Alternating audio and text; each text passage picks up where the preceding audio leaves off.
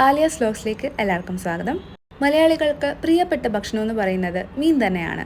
അതിപ്പോൾ കഞ്ഞിയുടെ കൂടെ കുറച്ച് ഉണക്കമീനായാലും ശരി, അതോ ചൂട് ചോറിൻ്റെ കൂടെ ഒരു നല്ല മീൻകറി ആയാലും ശരി. എന്നാൽ പിന്നെ ഇന്ന് നമുക്ക് നമ്മുടെ കോട്ടയംകാരുടെ സ്പെഷ്യൽ ഐറ്റമായ മുളകിട്ട് വെച്ച മീൻകറി എങ്ങനെയാണ് ഉണ്ടാക്കുന്നതെന്ന് നോക്കിയാലോ.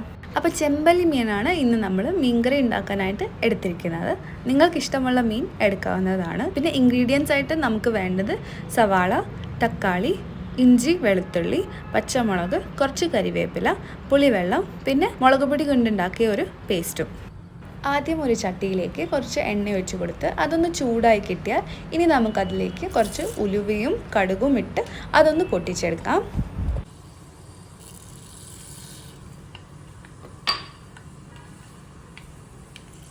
കടുക് ഒന്ന് പൊട്ടിക്കിട്ടിയാൽ നമ്മളിനി എടുത്തു വെച്ചിരിക്കുന്ന പച്ചമുളക്, സവാള, കറിവേപ്പില, ഇഞ്ചി എന്നിവ ചേർത്ത് ഇതൊന്ന് നന്നായിട്ട് വഴറ്റിയെടുക്കാം.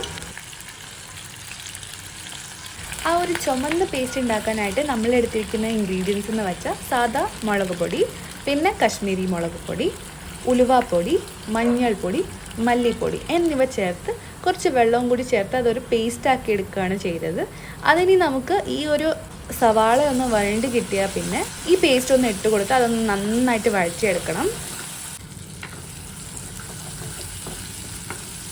കഥയുടെ ഹീറോ എന്നൊക്കെ പറയുന്ന പോലെ തന്നെ ഈ ഒരു ഡിഷിൻ്റെ ഹീറോ നമ്മുടെ ഈ പേസ്റ്റ് തന്നെയാണ്. അപ്പോൾ ഈ പേസ്റ്റ് നമുക്ക് നന്നായിട്ടൊന്ന് വഴണ്ട് കിട്ടണം. മസാലയുടെ ആ ഒരു പച്ച മണമൊക്കെ മാറി ഒരു നല്ല മണം ഇങ്ങോട്ട് വരും. അത് മാത്രമല്ല എണ്ണയും തെളിഞ്ഞു കിട്ടുന്നത് നമുക്ക് കാണാൻ പറ്റും.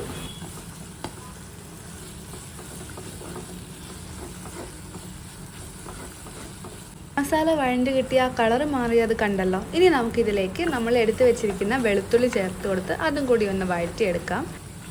ഇതിലേക്ക് കുറച്ച് വെള്ളം ചേർത്ത് അതൊന്ന് മിക്സ് ചെയ്തെടുക്കാം.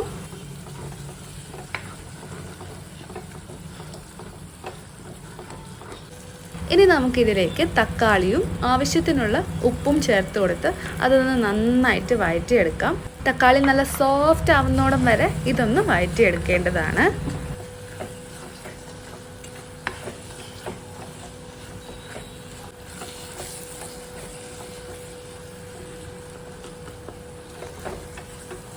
ഇനി ഇതിലേക്ക് നമ്മുടെ ഫൈനൽ ഇൻഗ്രീഡിയൻ്റ് ആയ പുളിവെള്ളം ചേർത്ത് കൊടുത്ത് അതൊന്ന് മിക്സ് ചെയ്തെടുക്കാം.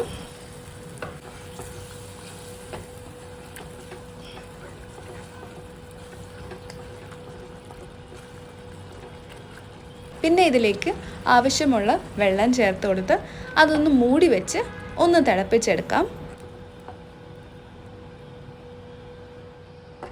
അപ്പോൾ നമ്മുടെ കറി ഒന്ന് തിളച്ച് കിട്ടിയാൽ നമുക്കിനി ഇതിലേക്ക് നമ്മുടെ മീൻ കഷ്ണങ്ങൾ ഓരോന്നായിട്ട് ചേർത്ത് കൊടുക്കാം.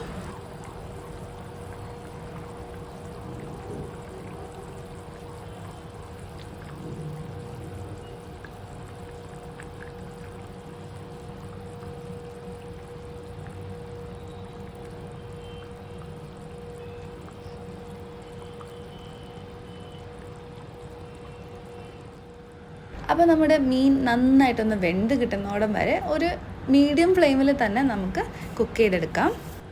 ഇതൊരു 20-25 മിനിറ്റോളം എടുക്കും ഈ ഒരു മീൻ കറി നല്ല തിക്കായിട്ട് നമുക്ക് റെഡി ആയിട്ട് കിട്ടാനായിട്ട്. ആഹാ, ആ ഒരു റെഡ് കളറിൽ നമ്മുടെ മീൻ കഷ്ണങ്ങൾ ഇങ്ങനെ കിടക്കുന്ന കാണുമ്പോൾ തന്നെ കൊത്തിയാവുക കഴിക്കാനായിട്ട്. അപ്പോൾ ഇതിൻ്റെ ബെസ്റ്റ് കോമ്പിനേഷൻ എന്തായിരിക്കും? ചോറോ കപ്പയോ? അതൊന്ന് കമൻറ്റ് ബോക്സിൽ പറഞ്ഞറിയിക്കണേ. എല്ലാവരും ഈ റെസിപ്പി ഒന്ന് ട്രൈ ചെയ്ത് നോക്കിയിട്ട് അഭിപ്രായം അറിയിക്കുക. Thanks for watching.